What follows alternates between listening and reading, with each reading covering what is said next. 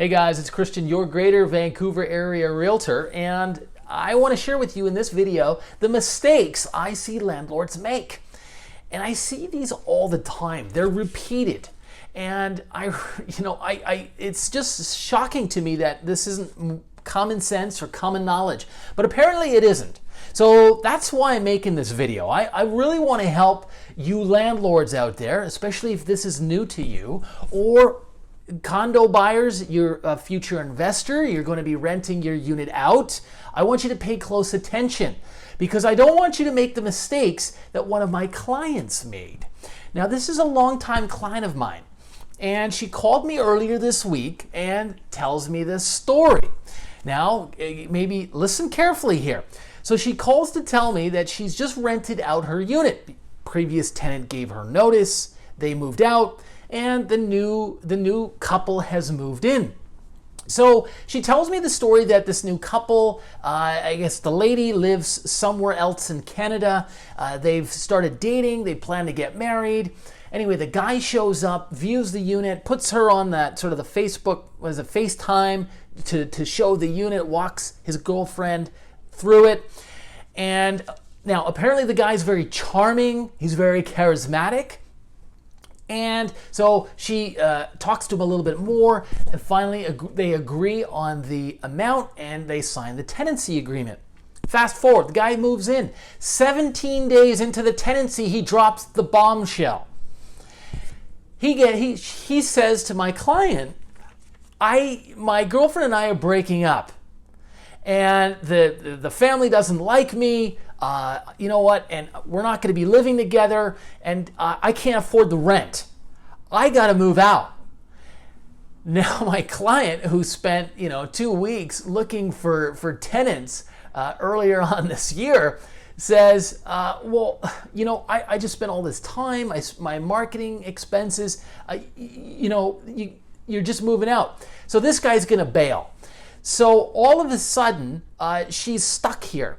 And this is a big ouch situation. And when I asked her some question about the story about this individual, she says, well, initially he seemed very charming. He was very charismatic. And I'll tell you right there, you don't want talkers. You want people who are nice and quiet, reserved. The perfect tenant right now is your software engineer. The geeky guy is making $120,000 a year. He's very quiet, reserved, very respectful. That's the kind of tenant you want. You don't want Mr. Charming. You don't want the talker. Now, so what do? So my client says to me, well, okay, well, he's breaking a lease, so I can just enforce the rest of the 11 months and get back, the $32,000, $33,000 that I'm owed. And I said, no, it doesn't work that way. You can't just demand the rest of the month, the rest of the rent like that. To actually even claim such, you would need to show that you were unable to rent the unit out, right? And that's not going to work in this market because you have people dying for rentals. So no independent arbitrator is ever going to award you 11 months of rent because just because your tenant bailed on you 1 month into the lease. Second thing is, you would need to demonstrate that you were advertising the unit on Craigslist, on Facebook Marketplace, and you didn't get any inquiries. And that's not the case. I know in my own personal example, having rented out a 2-bedroom, that we got inundated with 80 inquiries in 2 days. So there's a massive demand for rentals right now. So this is one of those that, you're kind of up the creek without a paddle. The best thing to do is just work something out. You get that guy out of there and you rent it to somebody else. Now, moving along, so my client says to me, well, at least I can keep the last month of his deposit. And I said, no. It doesn't work that way. You can't just keep the deposit. You need to keep it for a reason. For example, if the tenant leaves the place in a sloppy, slob-like condition and you need to hire cleaners for $300 a month, yes, you can deduct that from the deposit. You can deduct marketing expenses from the deposit. It has to be a legitimate expense that gets deducted from their deposit. And so this was kind of a learning experience for my landlord investor, and this is one of my very early clients.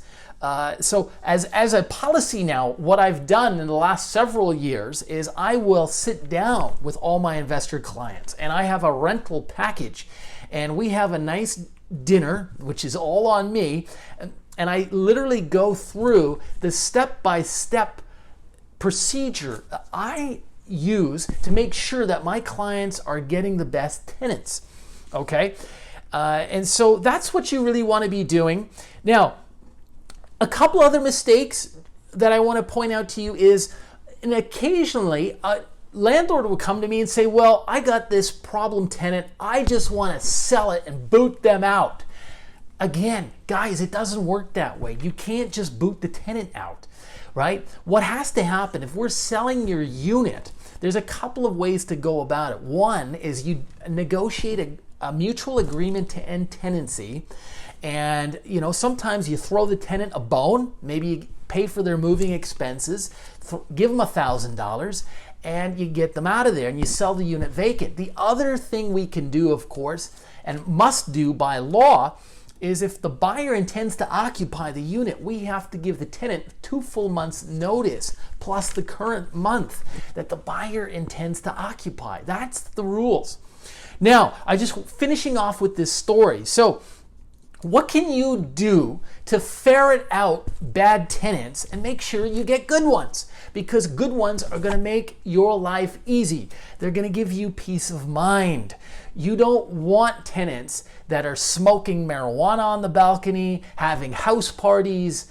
These are you're going to incur the wrath of your strata. You're going to piss off your neighbors.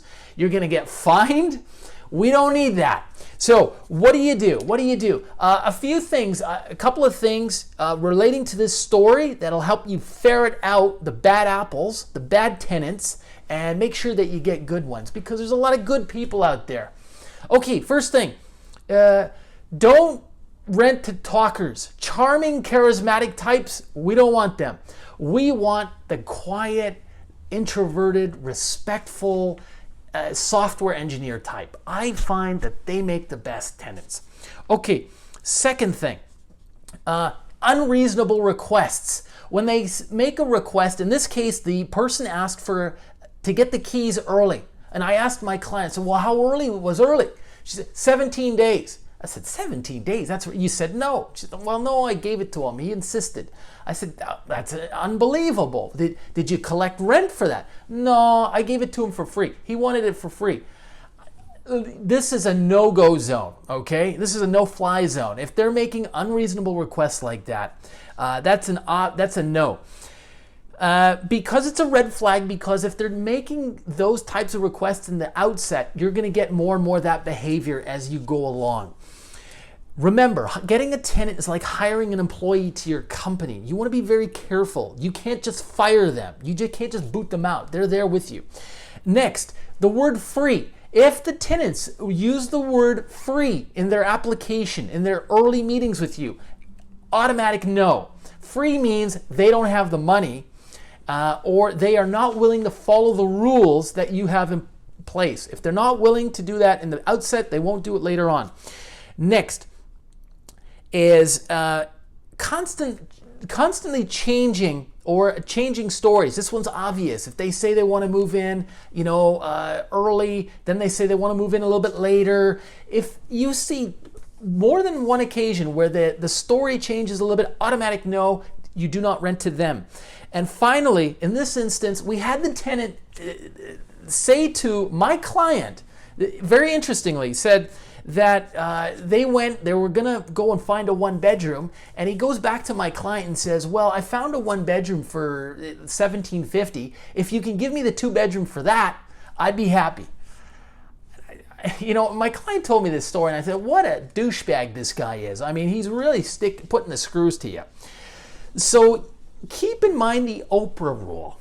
Oprah has this great saying, and she says, when people tell you who they are, believe them.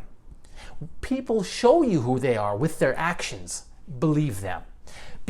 Have your radar up when you're doing your rental open house, when you are screening them on the phone and you're listening to their requests, potentially their demands. If they're making unreasonable ones, cut them out. You are not in business to be a nice person.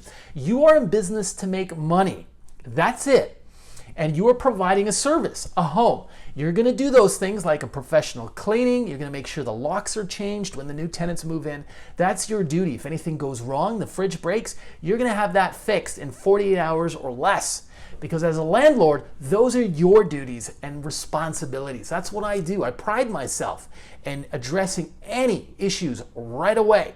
And you will too after watching this video. But at the same time, you want to set it and forget it. You want to get a good tenant in there and you're not going to have to check up on them. You're going to rent it out. You're going to be there once every 6 months, which is a requirement of your insurance policy, right? You've got to go and check up, make sure everything's okay. And that's it. In my case, I don't want to see my tenant again for the next 6 months. And I hope that's the same for you too. So I hope this video has been helpful. Give us a subscribe or a comment below. Hit that like button, smash it if you will, and we'll see you next time.